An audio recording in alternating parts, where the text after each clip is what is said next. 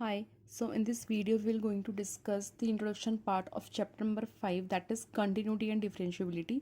But इस video में हम सिर्फ कंटिन्यूटी वाला पार्ट डिस्कस करने वाले हैं, तो स्टार्ट करते हैं.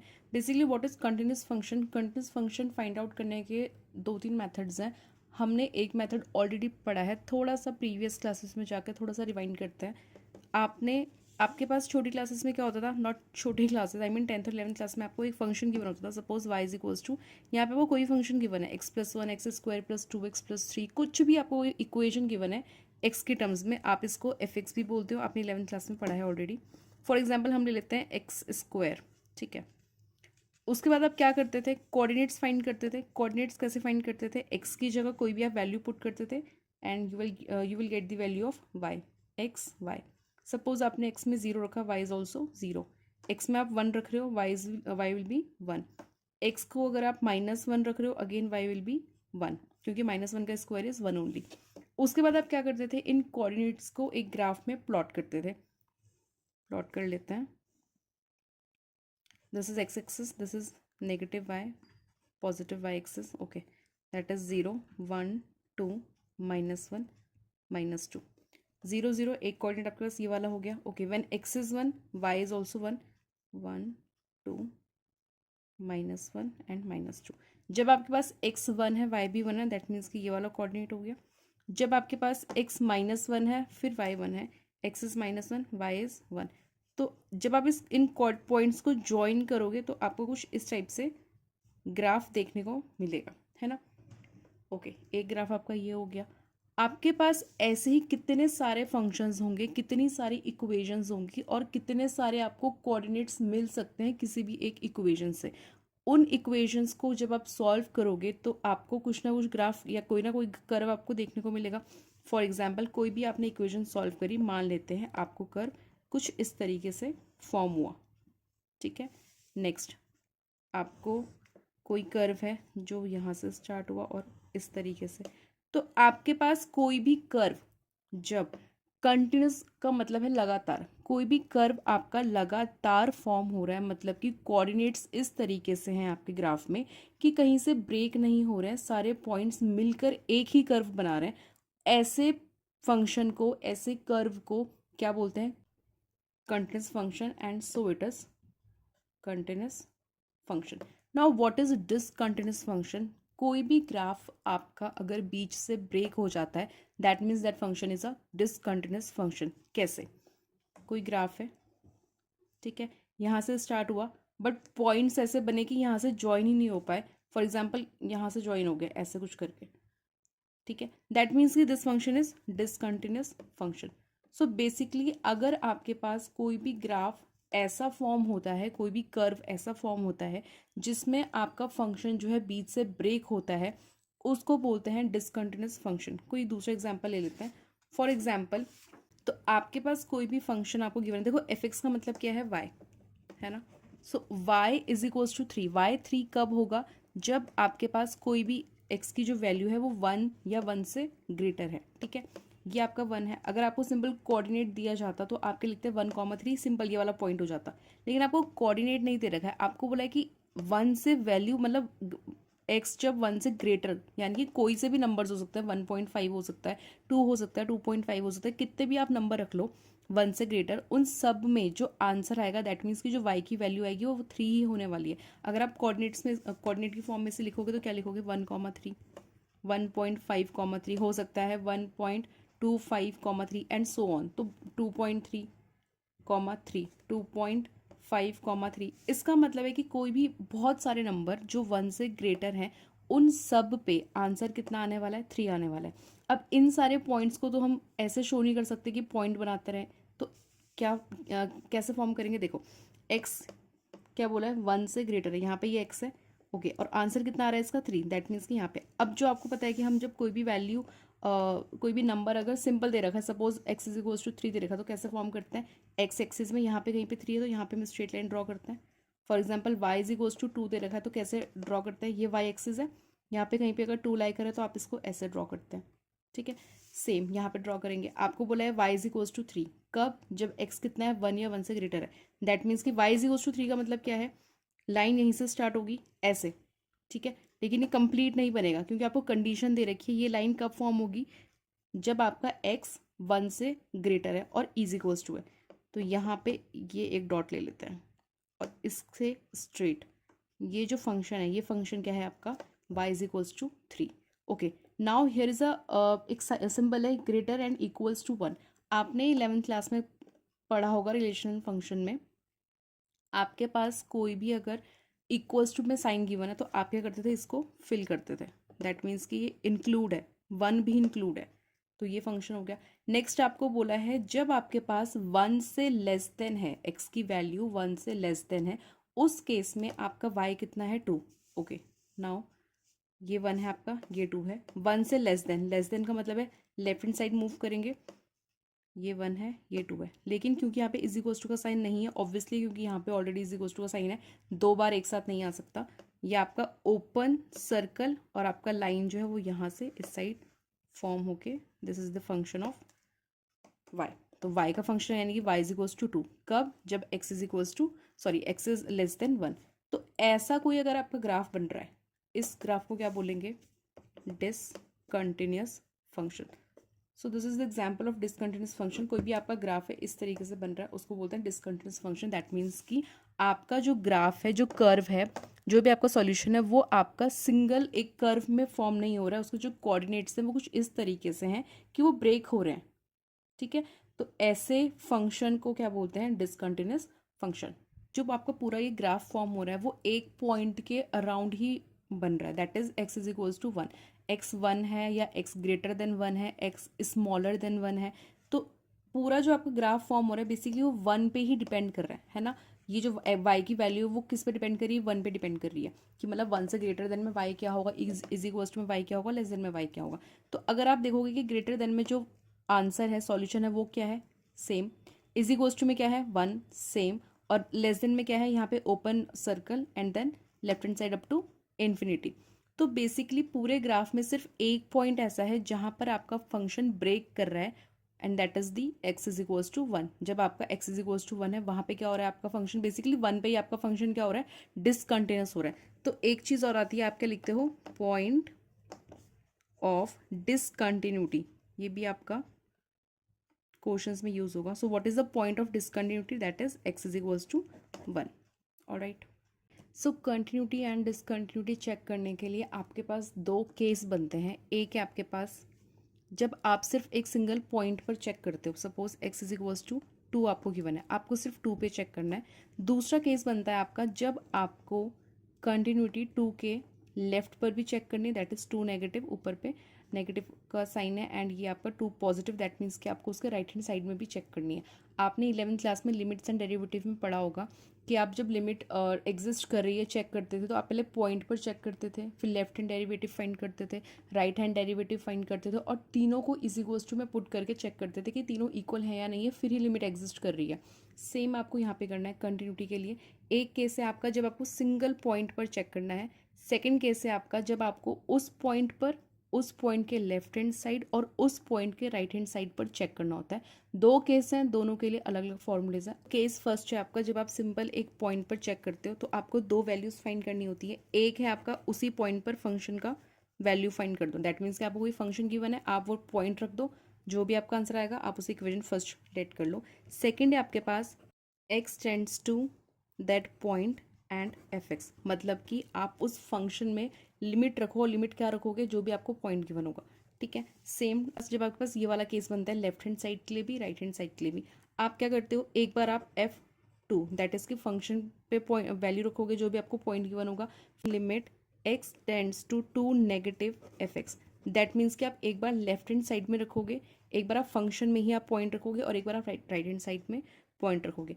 तो जब आप ये तीनों वैल्यूज फाइंड करोगे और तीनों वैल्यूज आपकी इक्वल आई, दैट मीन्स कि फंक्शन क्या है आपका, कंटिन्यूस है। और अगर तीनों वैल्यू में से कोई भी एक वैल्यू इज इक्वल्स टू में नहीं आया, अगर सपोज ये दोनों इक्वल हैं, इन दोनों का आंसर आपका 2 आता है, इसको सॉल्व करके कुछ और आता है, दैट मीन्स कि फंक्शन इज नॉट कंटिन्यूस। कुछ फॉर्मुलेज हैं, कुछ थ्योरम्स हैं जो आपके एक्सरसाइज 5.1 में यूज हो रहे हैं। सो फर्स्ट आपका, अगर आपको कोई भी एक सिंगल पॉइंट दिया है और उस सिंगल पॉइंट में आपको कंटिन्यूटी चेक करनी है, वो पॉइंट है ए, तो आप क्या करते हो, पहले उस पॉइंट को फंक्शन में रखते हो, सेकेंड उस फंक्शन में आप वो पॉइंट का लिमिट पुट करते हो, अगर दोनों इक्वल आता है दैट मीन्स कि फंक्शन इज कंटिन्यूस। सेम अगर आपको ये तीन कंडीशंस दे रखी है, ये तीन कंडीशंस आपको कब फाइंड करनी होती है, जब आपको कोई भी पॉइंट इस फॉर्म में दिया हो, x is less than equals to 1, x is greater than 1, कोई इस कॉन्सेप्ट मतलब ग्रेटर भी हो इक्वल्स टू, बेसिकली कोई भी आपको एक पॉइंट गिवन हो और उस पॉइंट के लेफ्ट साइड भी आपको फाइंड करना हो,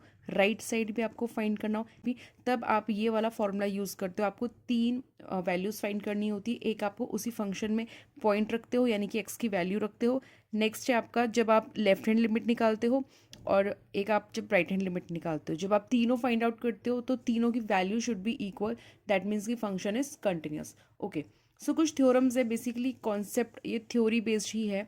थर्ड पॉइंट है, if F and G are two continuous function, अगर आपके पास कोई भी दो फंक्शन कंटिन्यूस गिवन है किसी भी पॉइंट में, एक्स इज इक्वल्स टू ए, ये कोई पॉइंट है, तो आपके पास चार केसेस बनते हैं, चार आपके फॉर्मूलेज बोल लीजिए। दैट मीन्स कि उन फंक्शन का जो एडिशन होगा, उन फंक्शन का जो सब्ट्रैक्शन होगा, उन फंक्शंस का जो मल्टीप्लिकेशन होगा एंड डिवीजन होगा, वो भी क्या होगा आपका कॉन्टिन्यूस होगा। बस आपको सिंपल इतना याद रखना है। फॉर एग्जाम्पल एफ आपको वो एक फंक्शन दे दिया साइन एक्स, ट्रिग्नोमेट्री फंक्शन है ना, ये आपका क्या है कंटिन्यूस है, गिवन है ये आपको। जी आपको कोई एक एलजेब्रा का फंक्शन दे दिया, मान लेते हैं एक्स स्क्वायर दे दिया, तो sine x plus x square भी क्या होगा कंटिन्यूस होगा। अगर दो फंक्शन कंटिन्यूस हैं तो उनका सम क्या होगा कंटिन्यूस होगा। ज़रूरी नहीं है कि एक ट्रिग्नोमेट्री हो एक आपका एलजेब्रा, हो सकता है दोनों एलजेब्रा हो सकता है दोनों ट्रिग्नोमेट्री हो। फॉर एग्जांपल आपको बोल दिया sine x plus ten x, बताओ कंटिन्यूस है या नहीं है, प्रूफ करना है। तो अगर साइन एक्स इंडिविजुअली कंटिन्यूस है, टेन एक्स इंडिविजुअली कंटिन्यूस है, दैट मीन्स कि उनका जो सम होगा वो भी क्या होगा कंटिन्यूस होगा। Same for the negative multiplication and division.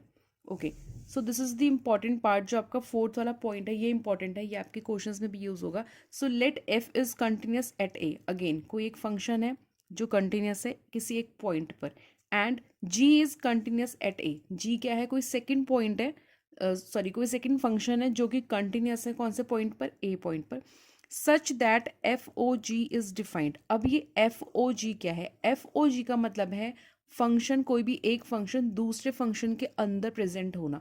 Therefore F O G is also continuous. ये बेसिकली यहाँ से यहाँ तक क्या है आपका स्टेटमेंट है। For example F X is equals to X square, एक फंक्शन है एफ एक्स एक्स स्क्वायर, ठीक है। सेकेंड फंक्शन है G X X plus one, ये दो अलग अलग फंक्शंस हैं, ज़रूरी नहीं है दोनों एल्जेब्रा हो सकता है यहाँ पे साइन एक्स हो यानी कि कोई ट्रिग्नोमेट्री फंक्शन हो या मॉड्यूलस गिवन हो, ठीक है, कोई भी दो फंक्शंस हो सकते हैं। अब आपको बोला है एफ ओ जी, एफ ओ जी का मतलब है आप एफ फंक्शन में जी फंक्शन की वैल्यू पुट कर रहे हैं, मतलब आपको जो भी जी फंक्शन गिवन है वो आप एफ में पुट कर रहे हैं, दैट इज एफ ओ जी। अगर आप जी ओ एफ फाइंड करोगे, सो जी ओ एफ, जी ओ एफ का मतलब है कि आप जी फंक्शन के अंदर एफ फंक्शन पुट कर रहे हैं, है ना, दैट मीन्स कि जी एफ एक्स, आप जी के अंदर एफ एक्स पुट कर रहे हो। सो व्हाट इज जी, यहाँ पे आपका जी फंक्शन क्या है, एक्स प्लस वन, ये आपका जी फंक्शन है एक्स प्लस वन, इसके अंदर आपने F function F X function put करना है। आपको एफ एक्स फंक्शन क्या दे रखा है एक्स स्क्वायर, तो जी एक्स में आपका जहाँ पर भी एक्स है वहाँ पे आप क्या पुट करोगे एक्स स्क्वायर, तो आप जी ओ एफ क्या लिखोगे एक्स स्क्वायर प्लस वन, आप ऐसे फाइंड करते हो। यहाँ पर आपको एफ एक्स फाइंड करना है, एफ ओ जी फाइंड करना है, तो एफ ओ जी का मतलब है आप एफ फंक्शन के अंदर जी फंक्शन को पुट कर रहे हो, तो एफ फंक्शन क्या है आपका एक्स स्क्वायर, अब जहाँ पर भी आपका एक्स है वहाँ पर आप जी को पुट कर दो, जी क्या है आपका x plus one, that means कि जो एफ ओ जी होगा ये क्या हो जाएगा आपका, यहाँ पे एक्स प्लस वन पुट करोगे it will be X plus one का whole square and is continuous. ये आपका स्टेटमेंट है कि अगर आपके पास कोई भी दो फंक्शन कंटिन्यूस हैं तो उनका जो एफ ओ जी और जी ओ एफ होगा, मतलब अगर कोई भी एक फंक्शन दूसरे फंक्शन के अंदर है वो भी क्या होगा कंटिन्यूस होगा। डिफरेंस है इन वाले फोर्थ पॉइंट में और फाइव पॉइंट में, इसमें आप दो सेपरेट अलग अलग हैं फंक्शंस, अलग अलग है, उनके उनके बीच में ये वाली प्रॉपर्टीज यूज हो रही है, एडिशन सब्ट्रैक्शन मल्टीप्लिकेशन डिवीजन। यहाँ पर क्या हो रहा है, यहाँ पर प्रॉपर्टी यूज नहीं हो रही है, आई मीन यहाँ पर आपका एडिशन या सब्ट्रैक्शन नहीं हो रहा है, यहाँ पे आपका फंक्शन ही दूसरे फंक्शन के अंदर है, तो ऐसे फंक्शंस को क्या बोलते हैं कंपोजिट फंक्शंस। 5 पॉइंट है आपका, all algebraic functions and trigonometric functions are continuous. आपके पास जितने भी एल्जेब्रिक फंक्शंस हैं या जितने भी आपके ट्रिग्नोमेट्रिक फंक्शंस हैं वो क्या होंगे, कंटिन्यूस होंगे। सो फर्दर हमारे पास एक्सरसाइज में बहुत टाइप के क्वेश्चंस हैं, तो आपके पास कौन कौन सा टाइप के क्वेश्चंस मिलेंगे, देखो एक है आपके पास जब आपको सिंपल एल्जेब्रा पे बेस्ड क्वेश्चंस मिलेंगे। बेसिकली जब आपको सिंपल इक्वेशंस गिवन होगी, एक्स स्क्वायर, स्टैंडर्ड फॉर्म लिख लेते हैं, A X square plus B X plus C, I mean quadratic equation हो सकती है या फिर आपके पास क्यूबिक इक्वेशन हो सकती है या कोई भी इक्वेशन हो सकती है जो आपकी एल्जेब्रा पे बेस्ड होगी। सेकेंड है आपका मॉड्यूलस, वो फंक्शंस जिसमें आपको मॉड्यूलस गिवन होगा, तो मॉड्यूलस का आपको इंट्रोडक्शन ये पता होगा कि जब भी आप मॉड ओपन करते हो तो आपके पास एक्स दो फॉर्म में ओपन होता है, एक होता है आपका नेगेटिव और एक होता है आपका पॉजिटिव।